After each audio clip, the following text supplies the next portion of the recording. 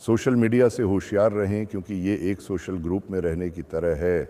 आप इन लोगों की तवानाई ले रहे हैं, इन लोगों की घबराहट ले रहे हैं, लोगों के दिलों में परेशानी और इत्तराब पैदा कर रहे हैं, हर तरह के मालूम नफ्सियाती असरात मुरतब हो रहे हैं।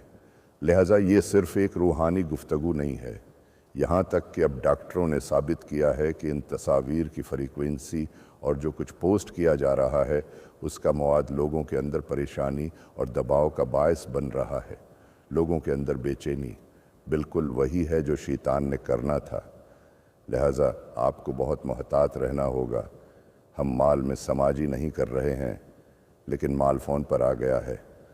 और अगर आप माल के ऊपर और नीचे चलते हुए 10 दुकानों को देखते थे और तमाम मुख्तलिफ लोगों के साथ घुल मिल जाते थे, तो अब तकरीबन आधे घंटे में आप सोशल मीडिया पर 500 दुकानें देख सकते हैं और उनकी परेशानियां और उनकी जाली ख़बरें, उनके वाक़यात, उनका ये वो, और आखिर तक आप परेशान होकर बाहर आ जाते हैं।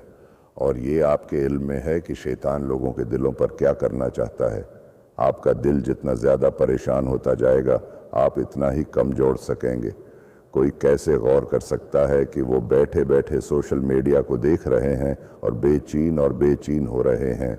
आंखें बंद करते ही ये तमाम तस्वीरें उनके दिल में मौजूद हैं और वो अपने राबते तोड़ रहे हैं। और शैतान यही चाहता है, वो लोगों के लिए लाइन काटना चाहता है।